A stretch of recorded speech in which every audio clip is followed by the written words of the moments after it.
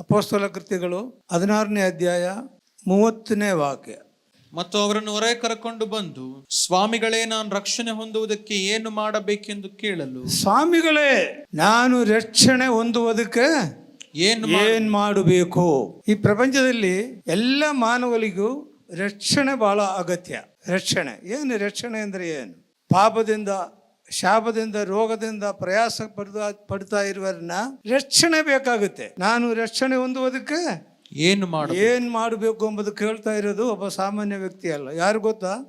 ಒಬ್ಬ ಜೈಲ್ ಸೂಪರಂಡು. ಹಾಗಾದ್ರೆ ರಕ್ಷಣೆ ಎಲ್ಲ ದೊಡ್ಡ ದೊಡ್ಡ ಆಫೀಸರ್ಗಳಿಗೂ ಬೇಕಾಗುತ್ತೆ, ಬಡವರಿಗೂ ಬೇಕಾಗುತ್ತೆ, ಎಲ್ಲರಿಗೂ, ಸಾಮಾನ್ಯ ಜನಗಳಿಗೂ ರಕ್ಷಣೆ ಎಂದು ಬೇಕೇ ಬೇಕು. ಎಲ್ಲಿಂದ ರಕ್ಷಣೆ? ಅನೇಕರು ಸೈತಾನ ಬಂಧನದಲ್ಲಿದ್ದಾರೆ, ಅಲ್ಲಿಂದ ರಕ್ಷಣೆ ಬೇಕು.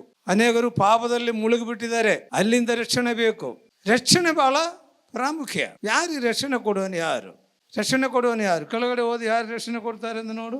ಕರ್ತನಾದ ಯೇಸುವಿನ ಮೇಲೆ ನಂಬಿಕೆ ಇಡು. ಕರ್ತನಾದ ಯೇಸುವಿನ ಮೇಲೆ ನಂಬಿಕೆ ಇಡು, ಆಗ ನೀನು ರಕ್ಷಣೆ ಹೊಂದುವಿ. ಆಗ ನೀನು ರಕ್ಷಣೆ ಹೊಂದುವೆ, ಮನೆಯವರು ರಕ್ಷಣೆ ಹೊಂದುವರು, ನಿನ್ನ ಮನೆಯವರು ರಕ್ಷಣೆ ಹೊಂದುತ್ತೀವಿ. ಕೊಡೋದು ಯಾರು? ಯೇಸುನೇ.